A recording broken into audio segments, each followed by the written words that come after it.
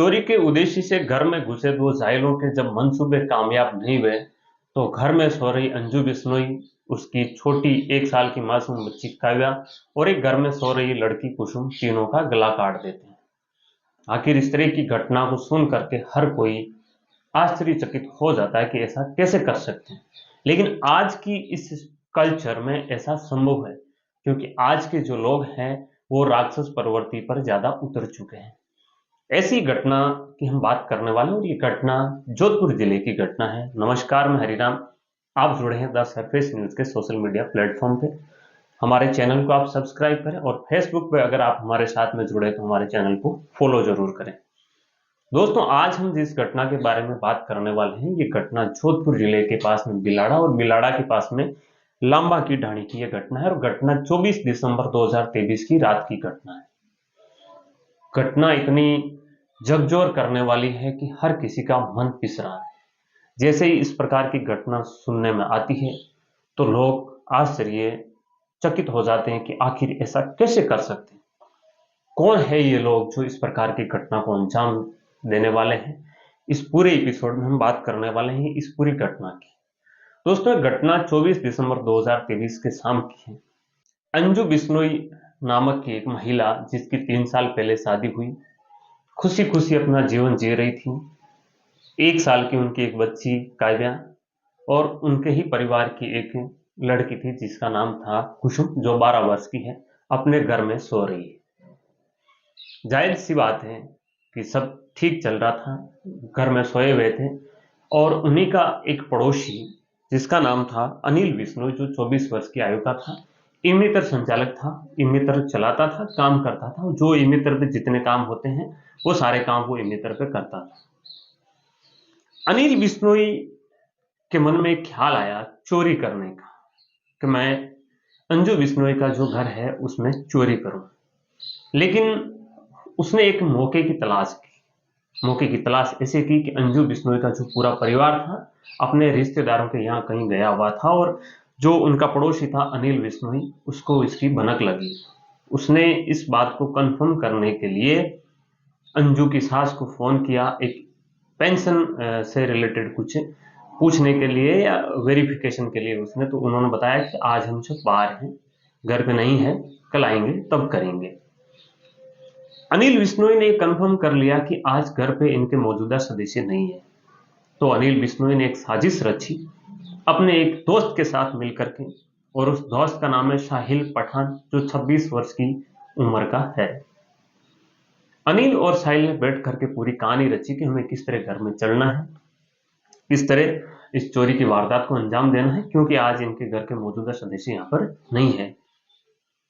उनको ये भी नहीं पता था कि जो कुसुम 12 साल की लड़की है वो भी इनके साथ में सो रही है, जो अंजू के जेठ की लड़की थी, और उस दिन घर के सदस्य बाहर गए हुए थे तो उसको सोने के लिए घर पे बुलाया गया था।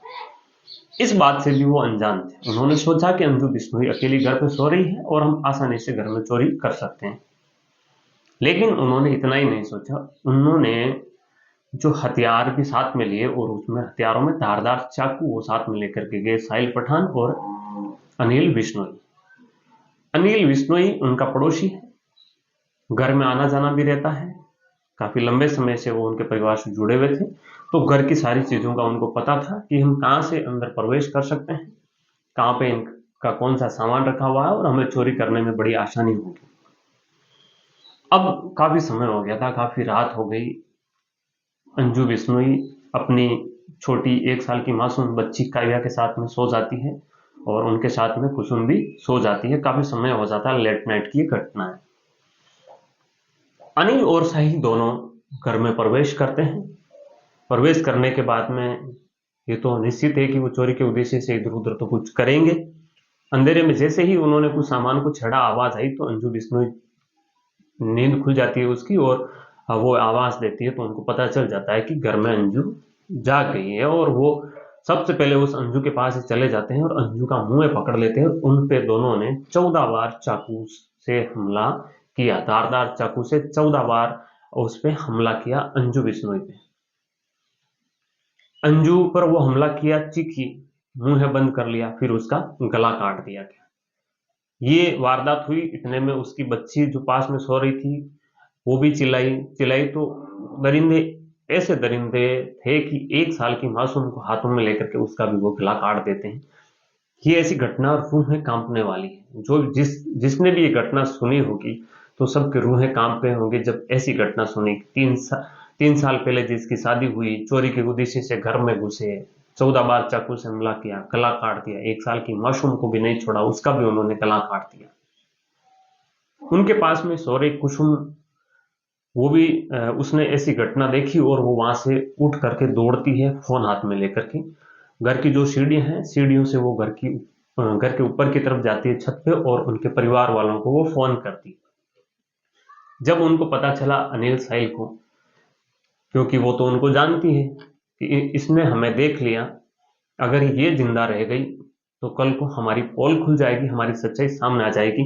तो दोनों दरिंदे साहिल और अनिल सीढ़ियों पे कुसुम के पीछे पीछे ऊपर की तरफ जाते हैं। घर की छत पे जो कुसुम होती है उसको पकड़ते हैं, पकड़ करके उसको नीचे लेके आते हैं, सीढ़ियों से नीचे लेके आकर के उसका भी गला रेंग देते हैं उस धारदार हथियार से। ये सच्ची घटना जोधपुर के बिलाड़ा के पास लांबा की ढाणी की 24 दिसंबर 2023 की घटना है। लेकिन हम बात करें इसकी समीक्षा की, आखिर ये घटना क्यों हो रही है, इसके पीछे क्या है? क्या उनका सामाजिक परिवेश ही इस प्रकार का था, या ऐसे कल्चर में वो रह रहे हैं? आखिर क्या है पूरा मामला? आजकल जो ट्रेंड चल रहा है, आप कहीं पर भी देखेंगे, गैंगस्टर लाइफ की बहुत चर्चा हो रही है। आप हर किसी लड़के का स्टेटस देखो तो वो यही देखना चाहता है कि मेरे आगे पीछे 8-10 गाड़ी चले, हाथ में बंदूक हो और मैं इस तरह के स्टेटस लगाऊं। आजकल जो मूवी है, ऐसी मूवी को बहुत प्रमोट किया जाता है गैंगस्टर लाइफ से जुड़ी हो, जिसमें मार काट दिखाई गई हो ज्यादातर। हाल ही में इसी प्रकार का एक, अगर मैं एग्जांपल दूं तो एनिमल मूवी आई है, और एनिमल मूवी में इसी प्रकार का आतंक दिखाया गया। लोगों के गले काटे जा रहे हैं, उन पे धारदार हथियारों से वार किया जा रहा है, और लोग इस तरह की मूवी को आजकल बहुत पसंद कर रहे हैं। जब आप लगातार इस तरह की मूवीज देखते हैं तो आपका माइंड सेट है वो इसी प्रकार का हो जाता है, और उसी के चलते वो इस प्रकार की घटना को अंजाम दे देते हैं। 3 साल पहले जो शादी करके अंजू आई थी, उसकी मासूम, उन दोनों के गले काट दिए गए। उनकी जेठ की जो लड़की थी कुसुम, उसका गला काट दिया गया है। तो वाकई आज का जो समाज है वो दिशाहीन हो चुका है। मैं आपसे और सभी से यही गुजारिश करूंगा कि सब अपने परिवार के जो सदस्य हैं उनको अच्छी शिक्षा दे, अच्छे संस्कार दे, दुष्प्रवृत्तियों से उनको दूर करें, अच्छी चीजें उनको देखने के लिए बोलें, और उनका ध्यान रखें कि उनकी हरकतों का ध्यान रखें और उनको सुधारने का सही रास्ता दिखाने का प्रयास करें। वरना कहीं ना कहीं आपके परिवार के सदस्य भी इस तरह की जो वारदात है उसमें शामिल हो जाएंगे। उनको आप बचाने का, उनको सुरक्षित रखने का आपका काम है। इस प्रकार की घटना जब भी सामने आती है तो बहुत पीड़ा होती है कि समाज किस तरह जा रहा है। पुलिस प्रशासन इन दोनों पर कार्रवाई करे, इनको फांसी की सजा दे, ऐसी हम भी उम्मीद करते हैं। और आप सबका समर्थन पुलिस को मिले ताकि पुलिस ऐसे दरिंदों को समय पे इनको फांसी की सजा दिलवा सके, आप सबके सहयोग से। आप भी सावधान रहिए, सतर्क रहिए, सुरक्षित रहिए। नमस्कार, जय हिंद, जय भारत।